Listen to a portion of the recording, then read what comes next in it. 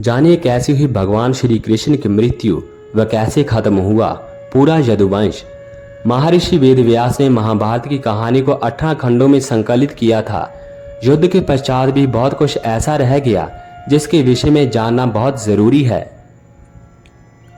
18 दिन चले महाभारत के युद्ध में रक्तपात के सिवाय कुछ हासिल नहीं हुआ। इस युद्ध में कौरवों के समस्त कुल का नाश हुआ, साथ ही पांचों पांडवों को छोड़कर पांडव कुल के अधिकांश लोग मारे गए। लेकिन इस युद्ध के कारण युद्ध के पश्चात एक और वंश का खात्मा हो गया, वो था श्री कृष्ण जी का यदुवंश। महाभारत कौरवों और पांडवों के बीच हुए युद्ध का वो रूप है जिसने कुरुक्षेत्र की मिट्टी तक लाल कर दी थी। कहा जाता है इस भयंकर युद्ध में इतने लोगों ने अपनी जान गंवाई थी कि आज भी उनके लहू से कुरुक्षेत्र की मिट्टी का रंग लाल है। महर्षि वेदव्यास ने महाभारत की कहानी को 18 खंडों में संकलित किया था। कुरुक्षेत्र का युद्ध इस ग्रंथ का सबसे बड़ा भाग है, लेकिन युद्ध के पश्चात भी बहुत कुछ ऐसा रह गया जिसके विषय में जानना बहुत जरूरी है, जिनमें भगवान श्री कृष्ण की मृत्यु और द्वारका के नदी में समा जाने की घटना अत्यंत महत्वपूर्ण है। मौसल पर्व 18 पर्वों में से एक है जो 8 अध्यायों का संकलन है। इस पर्व में भगवान श्री कृष्ण के मानव रूप को छोड़ना और उनकी मृत्यु के पश्चात उनकी नगरी द्वारका के साथ घटी घटना का वर्णन है। आइए जानते हैं क्या छिपा है मौसल पर्व की कहानी के भीतर। तो हेलो दोस्तों, कैसे हो आप सभी लोग। तो स्वागत है आपका हमारे YouTube चैनल बग्गा भाई फैक्ट्स में।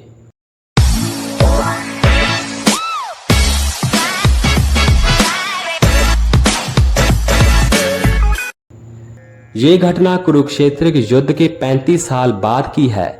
कृष्ण की द्वारका नगरी बहुत शांत और खुशहाल थी। यहाँ युवाओं के भीतर चंचलता बड़ी ही सामान्य थी और वे सभी भोग विलास में लिप्त रहते थे। एक बार कृष्ण के पुत्र सांब को एक शरारत सूझी। स्त्री का वेश लेकर वह अपने दोस्तों के साथ ऋषि विश्वामित्र, दुर्वासा वशिष्ठ और नारद से मिलने गया। वे सभी भगवान श्री कृष्ण के साथ एक औपचारिक बैठक में शामिल होने के लिए द्वारका आए थे। स्त्री के वेश में सांब ने ऋषियों से कहा कि वो गर्भवती है। वे उसे ये बताएं कि उसके गर्भ में बच्चे का लिंग क्या है। उनमें से एक ऋषि ने इस खेल को समझ लिया और क्रोधित होकर सांब को श्राप दिया कि वो लोहे के तीर को जन्म देगा, जिससे उनके कुल और साम्राज्य का विनाश होगा। सांब ने ये सारी घटना उग्रसेन को बताई। उग्रसेन ने सांब से कहा कि वे तांबे के तीर का चूर्ण बनाकर प्रभास नदी में प्रवाहित कर दे। इस तरह उन्हें इस श्राप से छुटकारा मिल जाएगा। सांबा ने सब कुछ उग्रसेन के कहे अनुसार ही किया। साथ ही उग्रसेन ने यह भी आदेश दिया कि यादव राज्य में किसी भी प्रकार की नशीली सामग्रियों का ना तो उत्पादन किया जाएगा और ना ही वितरण। इस घटना के बाद द्वारका के लोगों ने विभिन्न अशुभ संकेतों का अनुभव किया। सुदर्शन चक्र, कृष्ण के शंख, उनके रथ और बलराम के हल का अदृश्य हो जाना, अपराधों और पापों में बढ़ोतरी होना, लाज शर्म जैसी चीजों का समाप्त हो जाना। चारों ओर अपराध, अमानवीयता और पाप का साया था। बुजुर्गों और गुरुओं का असमान, निंदा, द्वेष जैसी भावनाओं में उल्लेखनीय बढ़त आदि सब द्वारका के लोगों का जीवन बन गया था। ये सब देखकर भगवान कृष्ण परेशान हो गए और उन्होंने अपनी प्रजा से प्रभास नदी के तट पर जाकर तीर्थ यात्रा कर अपने पापों से मुक्ति पाने को कहा। सभी ने ऐसा ही किया, परंतु जब सभी यादव प्रभास नदी के किनारे पहुंचे तो वहां जाकर सभी मदिरा के नशे में चूर होकर भोग विलास में लिप्त हो गए। मदिरा के नशे में चूर सत्याकी कृतवर्मा के पास पहुंचा और अश्वत्थामा को मारने की साजिश रचने और पांडव सेना के सोते हुए सिपाहियों की हत्या करने के लिए उसकी आलोचना करने लगा। वही कृतवर्मा ने भी सत्याकी पर आरोप मढ़ने शुरू कर दिए। बहस बढ़ती गई और इसी दौरान सत्याकी के हाथ से कृतवर्मा की हत्या हो गई। कृतवर्मा की हत्या करने के अपराध में अन्य यादवों ने मिलकर सत्याकी को मौत के घाट उतार दिया। जब कृष्ण को इस बात का पता चला तो वे वहां पर प्रकट हुए और इरका घास को हाथ में उठा लिया।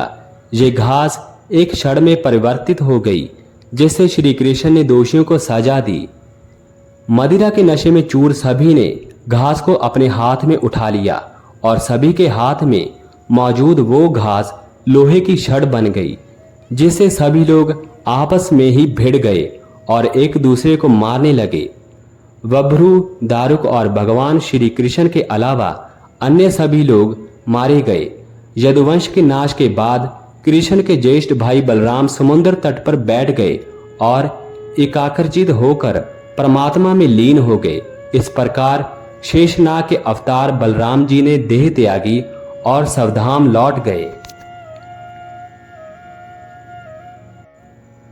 लोहे की छड़ का चूर्ण एक मछली ने निगल लिया और वह उसके पेट में जाकर धातु का एक टुकड़ा बन गया। जीरू नामक शिकारी ने उस मछली को पकड़ा और उसके शरीर से निकले धातु के टुकड़े को नुकीला कर तीर का निर्माण किया। कृष्ण वन में बैठे ध्यान में लीन थे। जीरू को लगा वह कोई हिरण है। उसने कृष्ण पर तीर चला दिया, जिससे श्री कृष्ण की मृत्यु हुई। कुछ समय बाद अर्जुन मदद लेकर द्वारका पहुंचे और कृष्ण की मृत्यु की खबर पाकर अत्यंत दुखी हो गए। कृष्ण के जाने के बाद द्वारका में उनकी 16,000 रानियां, कुछ महिलाएं, वृद्ध और बालक ही शेष रह गए। वे सभी इंद्रप्रस्थ के लिए रवाना होने लगे। इसके बाद उस क्षेत्र में सभी देवता और स्वर्ग की अप्सराएं, यक्ष, किन्नर, गंधर्व आदि आए और उन्होंने श्री कृष्ण की आराधना की। आराधना के बाद श्री कृष्ण ने अपने नेत्र बंद कर लिए और वे सशरीर ही अपने धाम को लौट गए। महाभारत युद्ध की समाप्ति के बाद जब युधिष्ठिर का राज तिलक हो रहा था, तब कौरवों की माता गांधारी ने महाभारत युद्ध के लिए श्री कृष्ण को दोषी ठहराते हुए श्राप दिया कि जिस प्रकार कौरवों के वंश का नाश हुआ, ठीक उसी प्रकार यदुवंश का भी नाश होगा।